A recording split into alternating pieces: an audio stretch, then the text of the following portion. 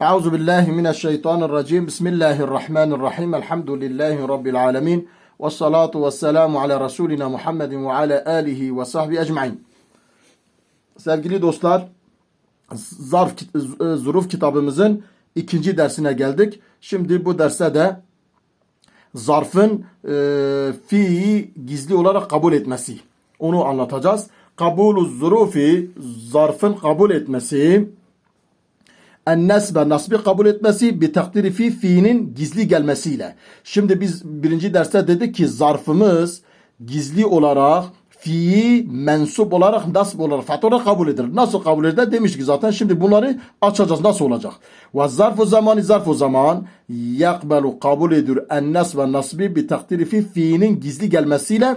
Çünkü bir demiştim fi orada mezkur olsa, fi orada zikredilmiş olsa, fi orada görünse harf-i cerle mecrur olur. Ama görünmediği için biz orada fiilin amelini vermiyoruz. Diyoruz ki fiilin takdiriyle gizli olduğu için mensup olmuştur. Mef'ul fihi diyorduk.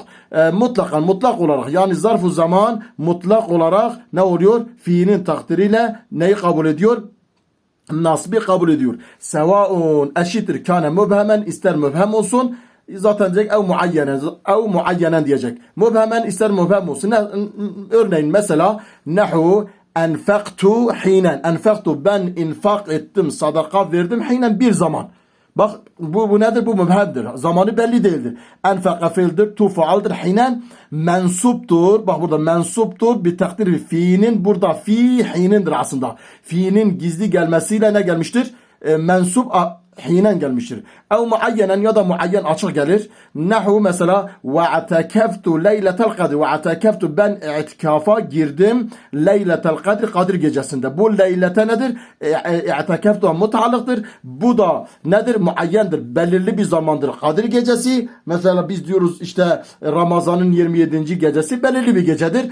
Fi leyletidir. Bu fi burada zikredilmediği için, fi açık olarak görünmediği için biz ne diyoruz? Bir takdir diyoruz. Bir takdiri fiilin takdire en-nesbu nasb olmuştur. Vel mekanu zarf-ı mekan ise bu zarf-ı zaman içinde mutlak kabul ediyordu. Ve zarf-ı mekan la yakbelu nasben, nasbi kabul etmiyor. Bir takdiri fiilin gizli olmasıyla illa ancak idâ kâne mübhemen. Mübhem olacak. Açık bir şey olmayacak. Bir ism-i mekan olmayacak. Ke cihad-ı sitteti 6 yön gibi. Ve ya halfe biri halfe mesela. Halfe arkanda. Arkan neresi? Yani arkanda ama arka belki 1 kilometre daha uzaktadır. Ne sallaytu ben namaz kıldım halfel makam. Makamın arkasında. Yani sallaytu fi halfil makamidir. Bu fi burada zikredilmediği için fiinin gizli gelmesiyle nasb olmuştur. Sallaytu ben namaz kıldım halfel makam. Makamın arkasında. Salla firdir tu faaldır. Halfe mef'ulu fidir. Sallaytu mutaallıktır. Halfe mudaftır. Makami mudaf ileyhtir. Ve fevka üstünde vada'tu bıraktım el kitabe kitap fevkal mindedir masanın üzerine. Vada'tu fiildir, tu faaldır, kitabe mef'uldur, fevka ikinci mef'uldur. Fevka vada'tu mutaallıktır, el mindedir mudaf ileyhtir. Buradaki fevka nedir? Fiilin gizli gelmesiyle ne olmuştur? Mensup olmuştur. Ve tahte yesbehu yüzüyor es-semeku balık tahtel bahri denizin altında. Yesbehu fiildir. Semeku faaldır. Tahte yesbehu mutaallıktır. Mef'uldur. Burada yine yesbehu fi tahtidir. El bahri mudaf ileyhtir. Burada fi gizli geldiği için biz mensubun diyoruz. Bir takdiri fiinin takdirine tahte diyoruz. Ve yemine bir de yemine. Ka'attu yeminel ka'bede. Ka'attu durdum yeminel ka'benin sağında. Ka'attu fiildir. Tu faaldir. Yemine mef'uldur. Ka'beti mudaf ileyhtir.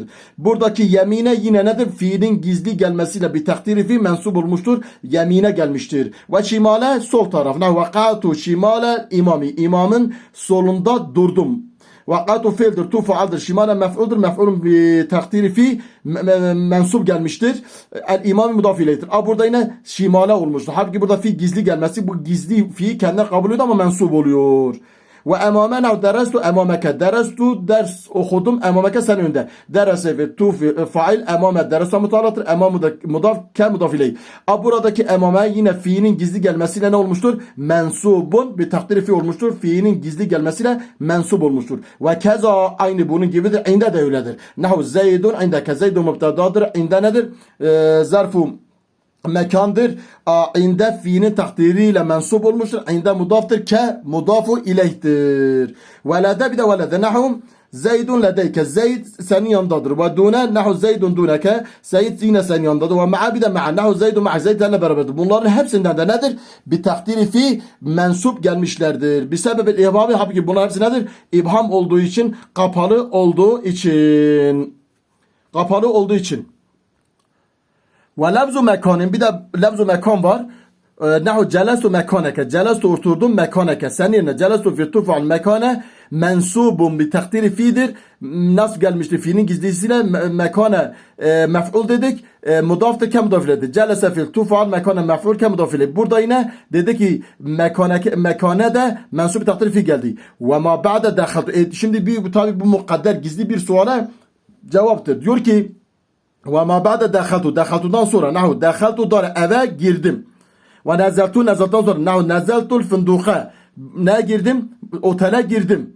İndim. Otele indim. Ve sekentu. Nahum sekentu dar evde oturdum. Sukun ettim. Oturdum. Bunlardan niye dememişsin? Mesela celestu fi mekanike. Dememişsin dehaltu fi dari.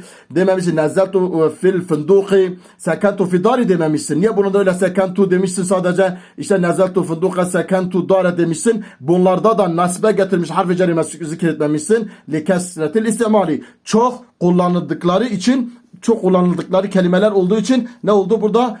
Harf-i cerle mukadder olmadı. Yani harf-i cer burada gizli geldi. Harf-i cer açık gelmedi. Muteallaku zurufi mukadderen. Zarfın muteallık olduğu, bağlandığı fiil ya da ismi faal herhangi birisine gizli olarak gelmesi. Ve alem sen bil ki ennehu muhakkak o zarfımız İza nezam muhakkak zarf sana haber olsa. Demek ki mübteda geliyor, mübteda sonra haber geliyor. Nahu Zeydun indeke. Zeydun mübtedadır. İndeke onun haberidir. İnde buna zarf-ı mustakar diyoruz. Burada onun muteallıkı gizlidir. Hasele ya da hasilundur.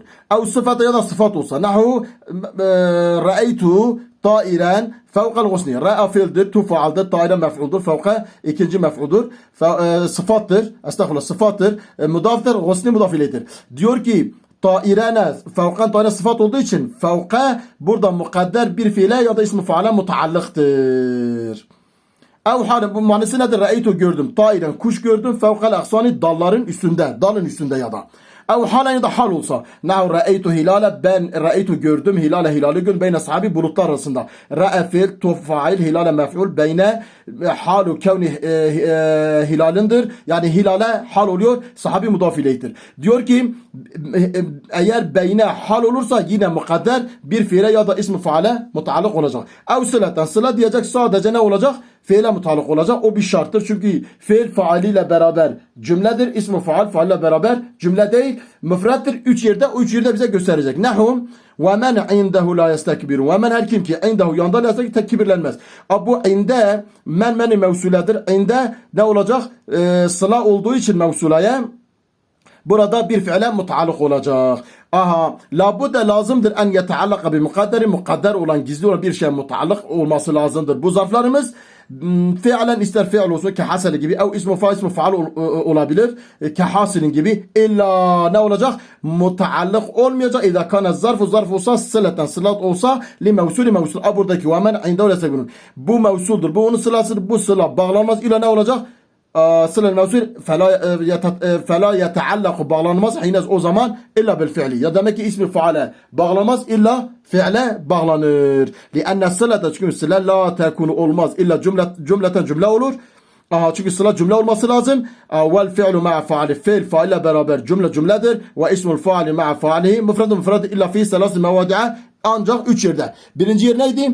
3 yerde ismi faal faaliyle nedir? Cümledir. Diğerlerde nedir? İsmi faal faaliyle müfreddir. Birinci yer nedir? İsmi faal ve ismi mef'ulun başına elif lamın gelmesi.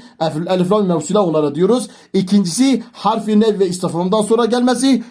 Üçüncüsü damir-u şane tefsir olarak gelmesi. Bunların da örneklerini size söyleyeceğiz. İnşallah 3. dersimizde yine hal ve sıfatın durumunu anlatacağız. Size yine tavsiyemiz bu videolarımızı beğenmeniz ve abone olmanız. Hepinizi Allah'a emanet ediyorum. Esselamu Aleyküm ve Rahmetullahi ve Berekatuhu.